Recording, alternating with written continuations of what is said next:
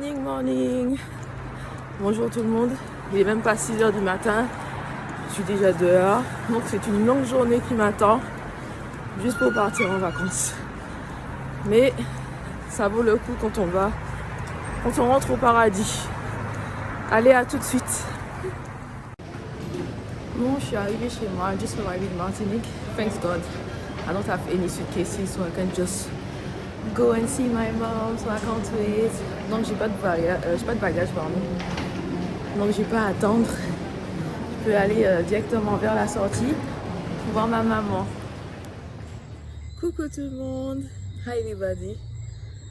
It was a long journey, so I think right now it's almost 10 p.m. It was a long journey. I'm so tired, but because it's too hot, so I can't be in the house, so I'm outside just because I need like some fresh air. And look something, I already changed. I'm wearing my shorts. Yes, so I'm very happy to be here, and it's warm. When I left Paris it was snowing. London is okay, but Paris it was snowing, and so my flight was delayed because of that. And here home it's 30 degrees, so yes. So stay tuned because I will show you more about my island tomorrow. I'm in my paradise, so I'm very happy. See you tomorrow. Comme vous le voyez, je suis en Martinique, donc j'ai la fleur évidemment. Regardez le paysage par là, comment c'est joli. C'est magnifique, hein. Allez, on continue.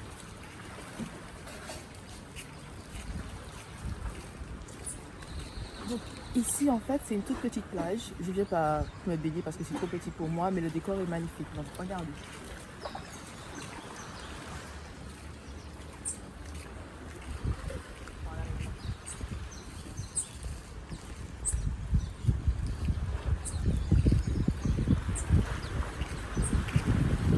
Donc voilà, donc en fait cette plage là, je viens en général les jours de départ, quand je dois partir parce que je ne peux pas aller trop loin. Donc le cadre est magnifique et il n'y a personne le matin, donc c'est là que je viens me baigner quand je rentre à Londres.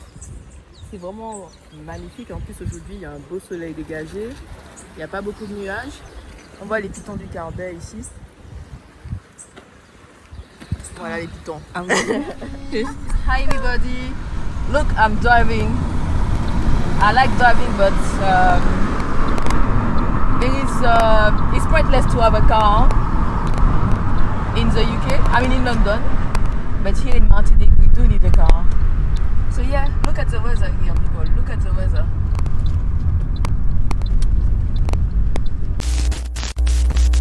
Bonjour à trois. Le moment est arrivé, oui, c'est notre dernière vidéo de la saison.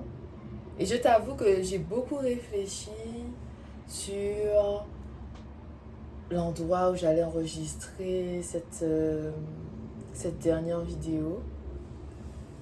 Je me suis posé des questions. Est-ce que je serai à la campagne aujourd'hui? Est-ce que je vais filmer en bas de l'immeuble? Est-ce que je sors pour filmer? Aujourd'hui il pleut, donc nous sommes à la maison. Toujours à Brasilia, la capitale du Brésil.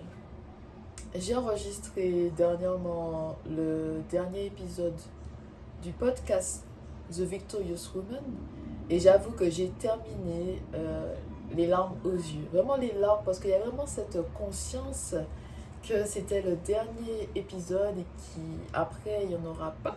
En tout cas pas pour tout de suite, car nous faisons une pause jusqu'à nouvel ordre. C'est sûr que l'année prochaine les portes resteront fermées, après je ne sais pas. Et j'avais vraiment comment dire ça, de la tristesse, vraiment de la tristesse. Tu sais, quand tu vois une partie de ta vie défiler partout, mais je me rappelais en fait du début de la femme victorieuse, de mes doutes, de mes questionnements par rapport au pourquoi. Et aussi le poids que je portais au début, je trouvais que la croix était très lourde à porter.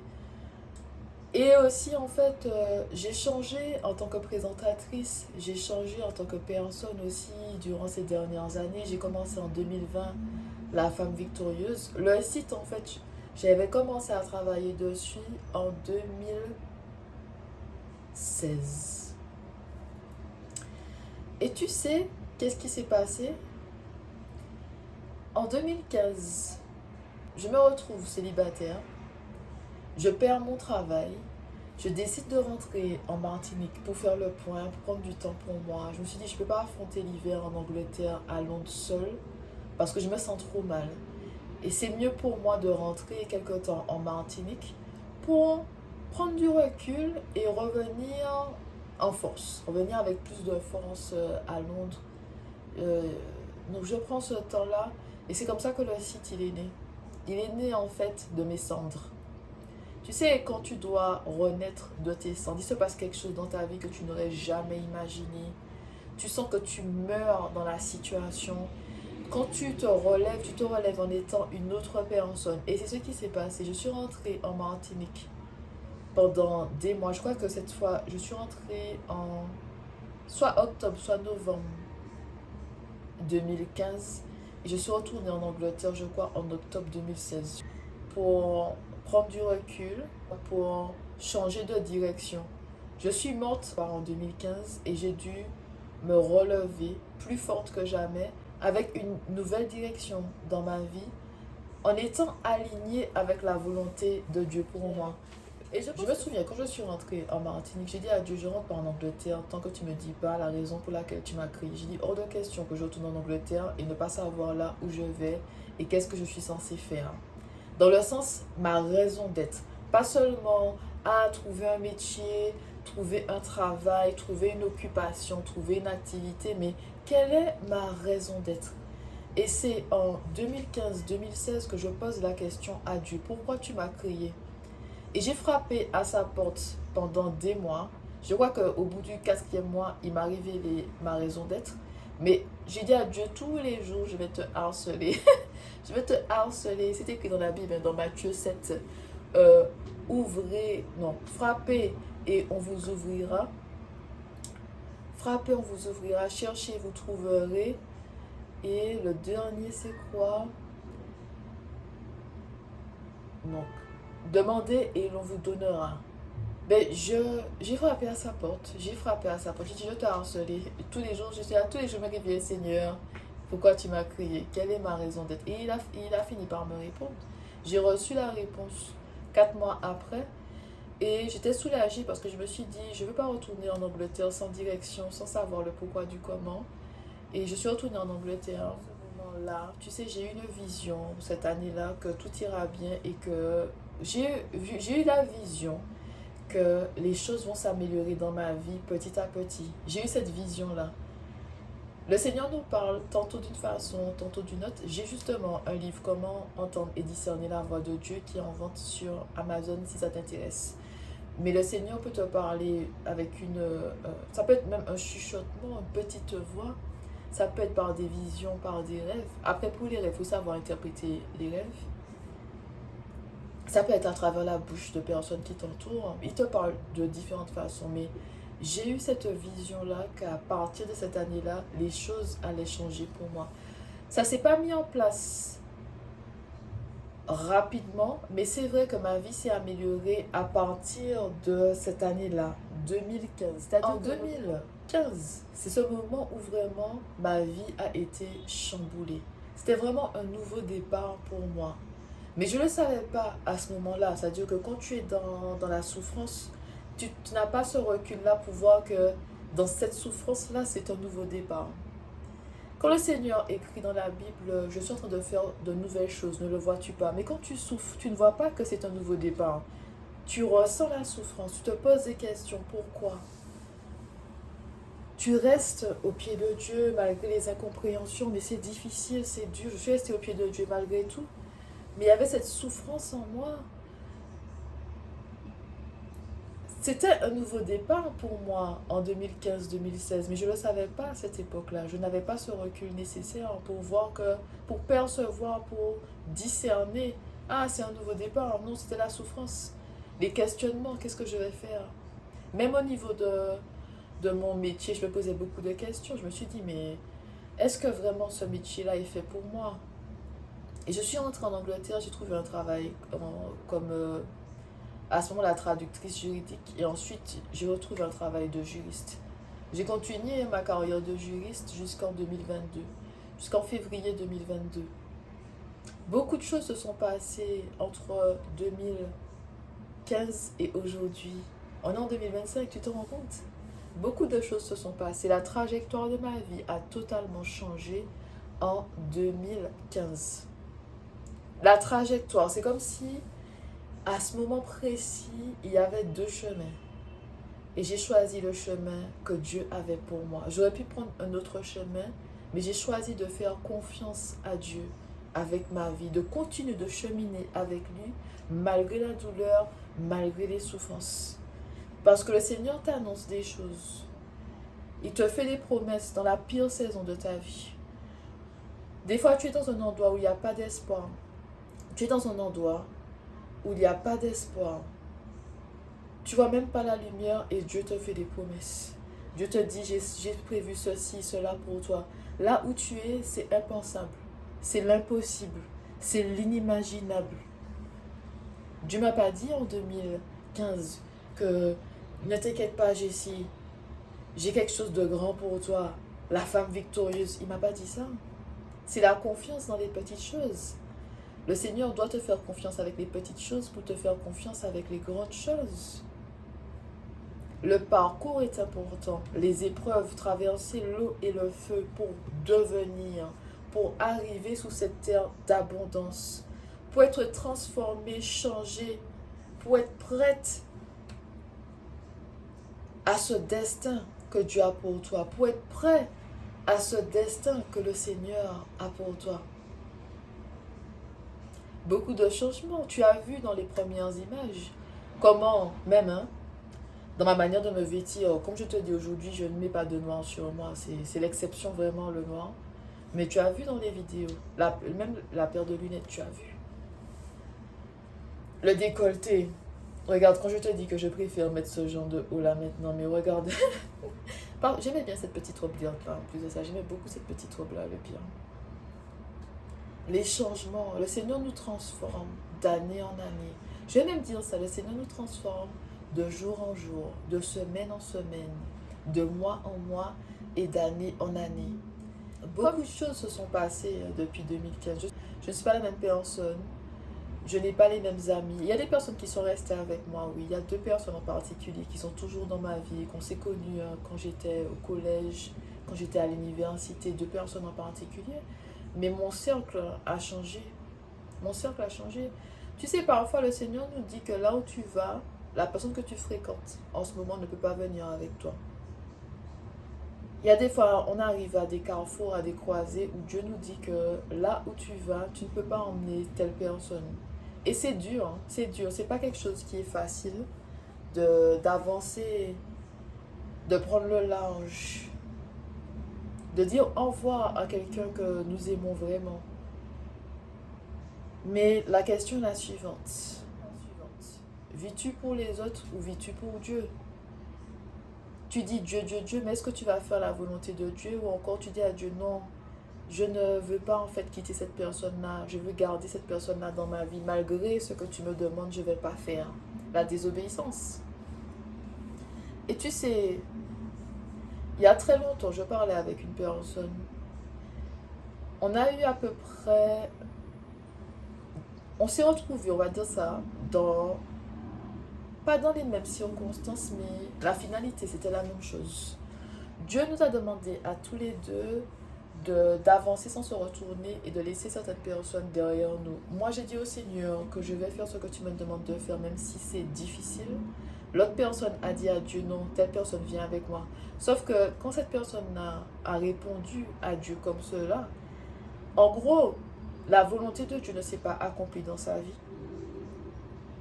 Cette personne-là, tu peux, si je te raconter un peu plus sur sa vie, tu peux considérer que cette personne a réussi dans sa vie. Voiture, maison, la compagne. D'un point de vue extérieur, la personne a réussi, mais la question est la suivante. A-t-elle fait la volonté de Dieu? Non. Et quand on parlait, c'était très étrange parce que on n'était pas exactement dans les mêmes circonstances, mais on avait les mêmes choix. On avait un choix à faire. On avait un choix à faire, c'est-à-dire obéir à Dieu ou désobéir à Dieu. Moi, j'ai choisi l'obéissance. Cette personne-là a choisi la désobéissance. Et ce choix nous a en quelque part éloignés. C'est pas de mon fait, mais le choix. Moi, j'ai choisi l'obéissance à Dieu, de faire la volonté de Dieu. L'autre personne a choisi la désobéissance et la rébellion. D'un point de vue extérieur, si tu me poses la question, je te dirais que cette personne-là, elle réussit. Je vais te dire, c'est lui qui vient, tu comprends? Mais loin, en fait, de la volonté de Dieu.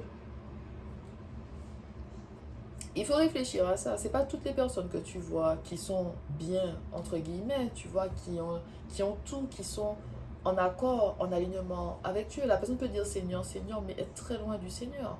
Son cœur n'est pas tourné vers Dieu, mais toi tu juges par les apparences. Mais c'est pas la réalité. Nous avons tous des choix à faire. J'ai parlé à cette personne, mais je ne peux pas convaincre quelqu'un de faire ce qu'elle n'a pas envie de faire. Comme je te disais dans plusieurs vidéos, il y a des gens, même si tu parles avec sagesse, avec amour, avec tendresse, avec fermeté, ces personnes-là vont se diriger vers la falaise. Peu importe ce que tu vas dire, nous avons tous le libre arbitre, des choix à faire. Il y a des personnes qui vont faire la volonté de Dieu dans leur vie, il y en a d'autres qui vont se détourner du chemin que Dieu a pour elles, pour eux. Le Seigneur nous a séparés des autres. Ce n'est pas évident d'avancer, de naviguer dans ce monde. Et j'aimerais te dire aussi, il y a ma soeur Lily, elle était dans un live et elle a dit quelque chose qui était très intéressant. Elle a dit que chaque année, nous faisons, comment elle a dit ça? C'est pas une évaluation, est-ce qu'elle a dit nous faisons le point, mais elle disait en gros que chaque année, elle demande à Dieu qui continue avec moi et qui je dois laisser ici. Qui va traverser la nouvelle année avec moi et qui je dois laisser ici. C'est vraiment une soumission à Dieu. Et c'est vrai que tu peux marcher avec quelqu'un pendant des années et vient un jour, Dieu te demande de laisser cette personne. De mettre un terme à cette relation. C'est pas évident, c'est difficile parce que tu aimes cette personne-là, vous avez des souvenirs en commun, tu as peut-être rencontré ses parents. Je parle pas forcément, comment dire ça, de relations amoureuses, ça peut être vraiment des amis. Des amis. Nous étions au collège, au lycée, à l'université ensemble, on a traversé des choses ensemble et puis vient un moment où Dieu te dit, il est temps d'avancer et de laisser cette personne-là. De mettre un terme à cette relation. Qu'est-ce que tu vas faire? Obéir à Dieu ou désobéir? Et ce que je veux te dire, quand tu désobéis à Dieu, tu ne vas pas forcément voir les conséquences tout de suite. Tu ne vas pas voir les conséquences la première année, la deuxième année, la troisième année, la cinquième année. C'est sur 10 ans, 20 ans que tu vois les conséquences de tes décisions. C'est pas tout de suite. Tout de suite, tu ne vois pas. Tout de suite, tu es là, non, ce n'était rien. C'est par la suite. Et quand je te dis ça, tu vois même pas la profondeur des conséquences de ta désobéissance parce que le Seigneur nous préserve quand même. Je te donne un exemple. Si j'avais choisi de prendre un autre chemin, Dieu ne m'aurait pas dit, tu sais, Jessie, tu as raté ton destin, j'avais prévu ça pour toi dans les détails. J'aurais senti dans mon âme que là où je suis, là où je suis arrivée, c'est pas là où je devais être. Donc, il y aurait cette douleur de l'âme. Les gens, ils te disent pas ça, mais il y a une douleur de l'âme. Parce que l'âme sait. Toi, tu ne sais pas, l'âme sait. Donc, faire des choix contre la volonté de Dieu, faire des choses que tu n'aurais pas dû faire, tu te retrouves quelque part que tu n'aurais pas dû être. Et ton âme le sent que tu aurais dû faire ceci, tu as fait cela. Et maintenant, tu es loin, en fait, du chemin que Dieu avait pour toi. Tu sais, il y a des gens qui souffrent aujourd'hui parce qu'ils sont loin du chemin de Dieu, parce qu'il y a cette, cette séparation avec Dieu et l'âme sait. L'âme sait qu'elles auraient dû prendre un chemin à un certain moment et en fait, elles se sont rebellées contre Dieu. Et comme je te disais, tu vois les conséquences de tes actes, des fois 10 ans après, 20 ans après, 30 ans après. C'est pas sous le coup. C'est pas 1 an, 2 ans après. 1 an, 2 ans après, tout va bien, tu es bien, tu profites de ta vie. C'est après que tu te dis, j'ai raté quelque chose, j'aurais dû faire ceci, j'aurais dû faire cela. Les regrets. Si tu me poses la question, oui, j'ai fait des erreurs dans ma vie. J'ai fait des erreurs par manque de connaissances. Il n'y avait personne pour m'aider. La femme victorieuse n'existait pas. Il y avait en fait ce manque de compréhension de la parole de Dieu. recevoir un enseignement sain comme c'est écrit dans la Bible. J'avais pas cela. Donc j'ai fait des erreurs dans ma vie. Mais si tu me poses la question, est-ce que j'ai des regrets? Je te dirais non, je regrette rien. Parce que j'ai fait en fait avec ce que j'avais à cette époque-là. J'ai fait des erreurs, j'ai demandé pardon à Dieu. Et oui, j'ai tant de pleurer par rapport à ça. Mais j'ai fait mon deuil en fait de beaucoup de choses il y a des années. Je pense que durant la pandémie, je faisais beaucoup de jeûnes, je priais beaucoup. Et j'ai fait le deuil de beaucoup de choses quand le Seigneur a donné des révélations. Et j'ai compris que quand tu n'es pas bien entouré, c'est difficile pour toi de prendre les bonnes décisions. Quand il y a un manque de connaissances, mon peuple périt par manque de connaissances, c'est écrit dans Osée 4:6. Tu fais des erreurs. Tu te bats dans cette vie. Tu sais même pas que l'ennemi complote contre toi. Tu n'as pas en fait ces connaissances sur les tactiques de l'ennemi. Qu'est-ce que l'ennemi fait, les choses comme ça. Les péchés de tes grands-parents et de tes arrière-grands-parents, ceux qui te suivent au niveau spirituel, le bagage spirituel que tu as par rapport à tes ancêtres. Tu ne le sais pas. Des fois, tu te bats avec des choses, ça n'a rien à voir avec toi. C'est juste un bagage que tu as, un héritage en fait. C'est écrit dans la Bible que le Seigneur punit la faute des pères sur les enfants jusqu'à la 3e, voire la 4e génération. Donc parfois, tu souffres, ça n'a rien à voir avec toi. C'est parce que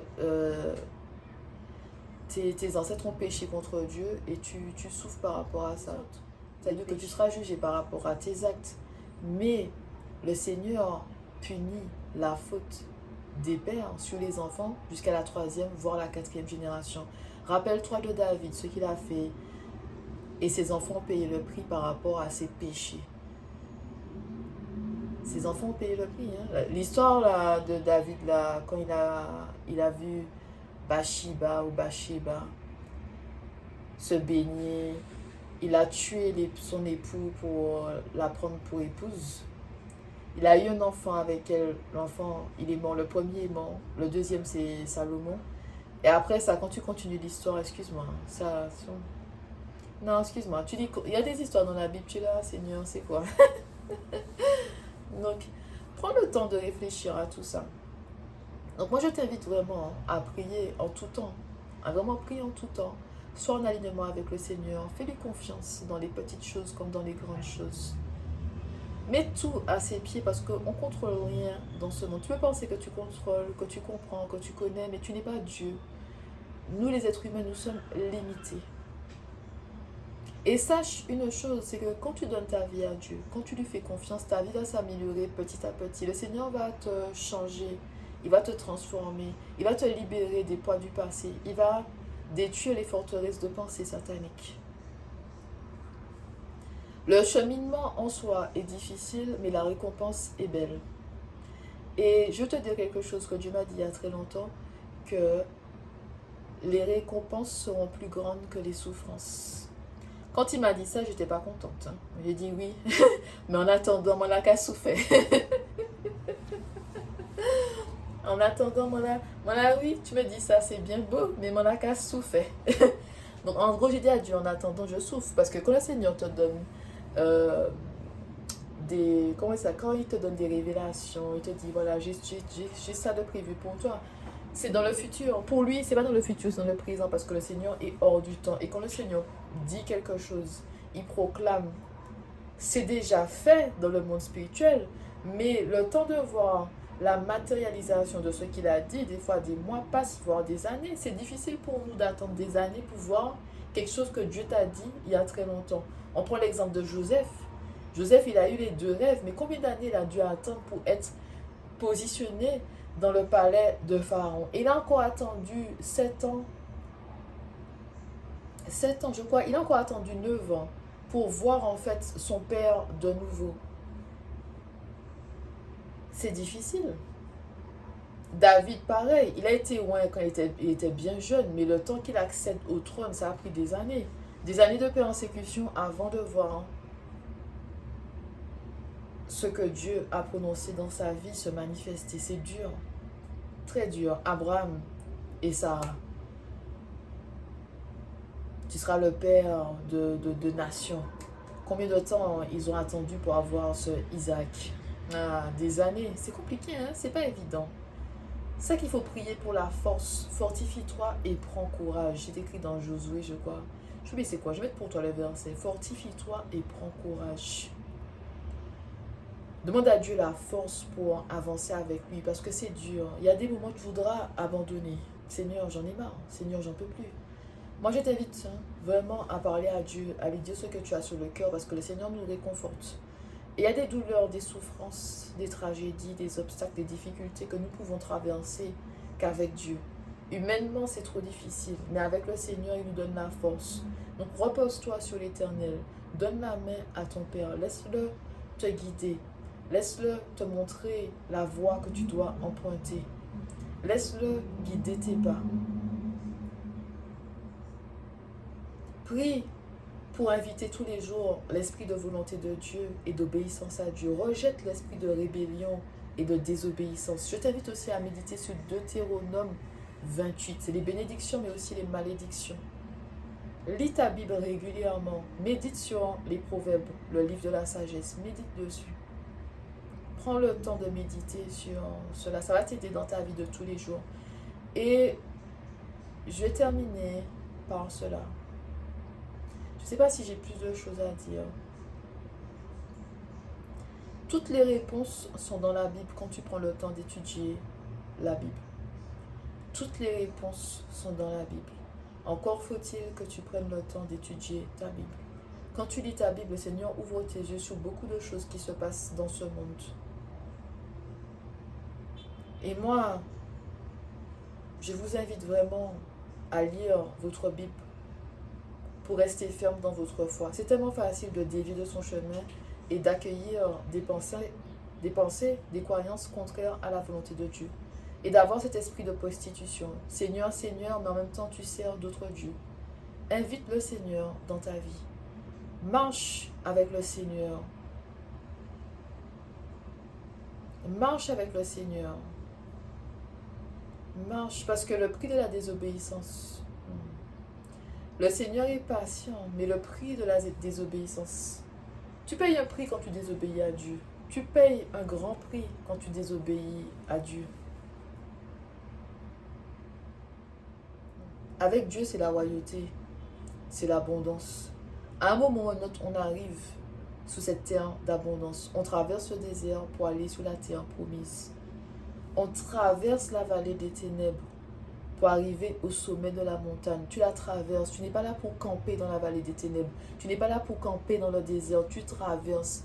Mais il y a des gens qui ont fait ce choix de camper dans le désert, camper dans la vallée des ténèbres et disent c'est la volonté de Dieu pour moi.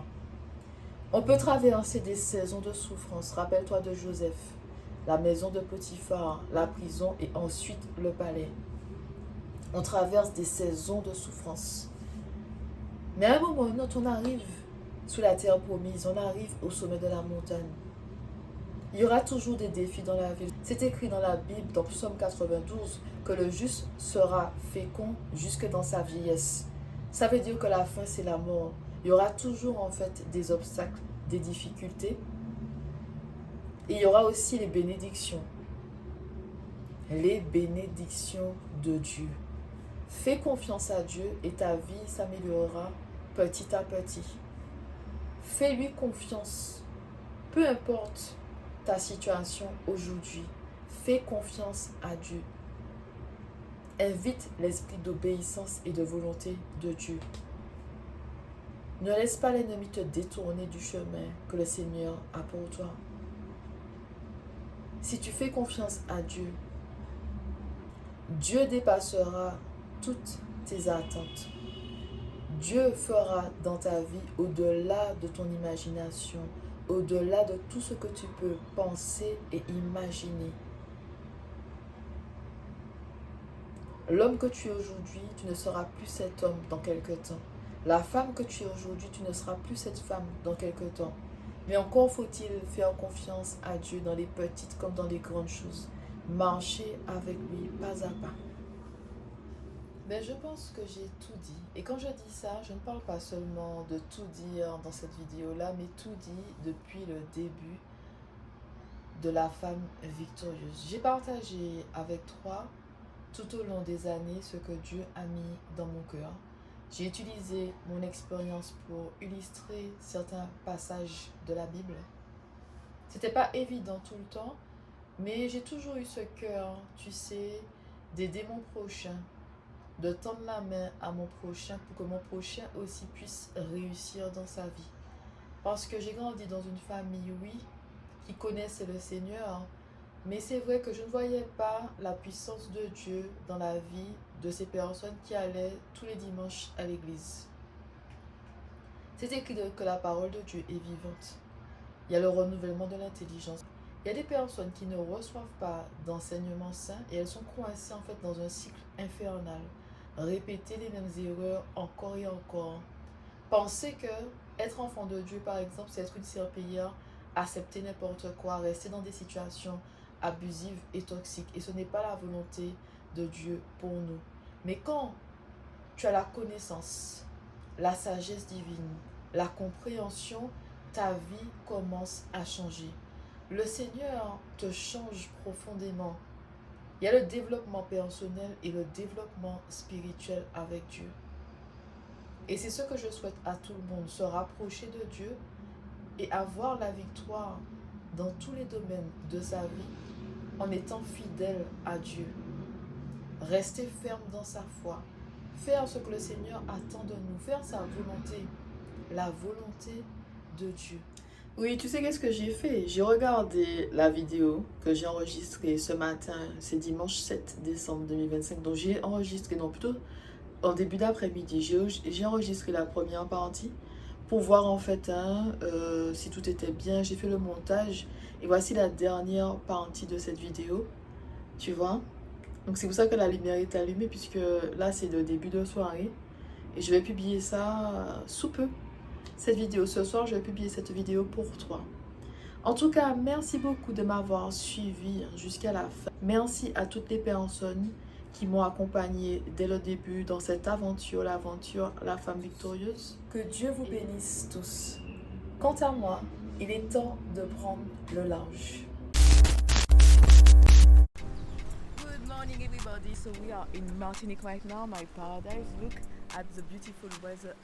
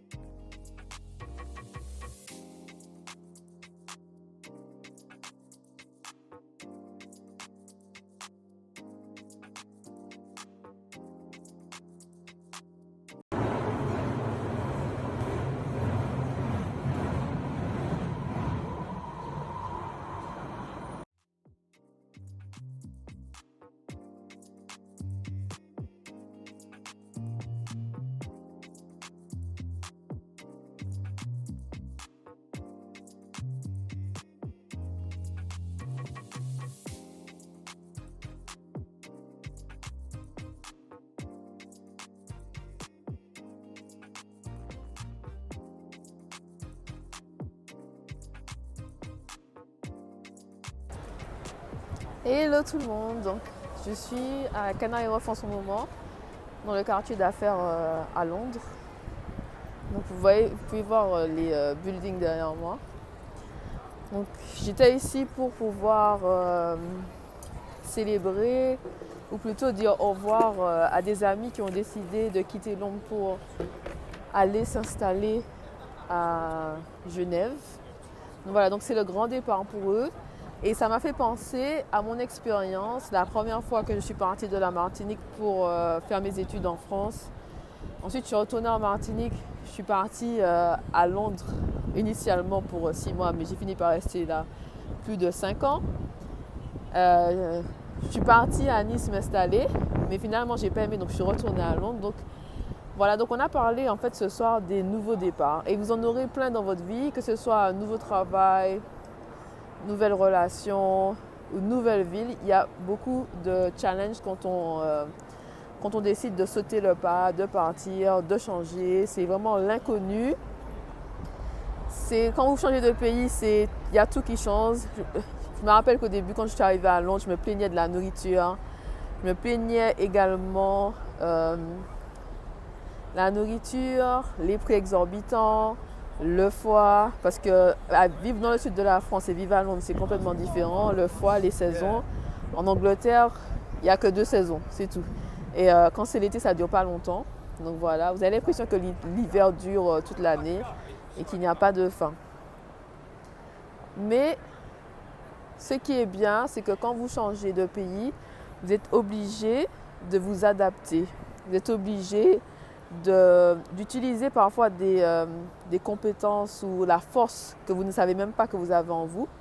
Parce qu'il faut résister à la tentation de rentrer chez soi ou de rentrer chez soi, d'abandonner trop tôt. Parce que le début est tellement dur, c'est comme si en quelque part, il y a une partie de vous qui résiste le changement. Vous regardez derrière en vous disant, il y a mieux, j'étais bien chez moi. Moi, au début, je pensais tout le temps à la Martinique, à comment j'étais bien chez moi.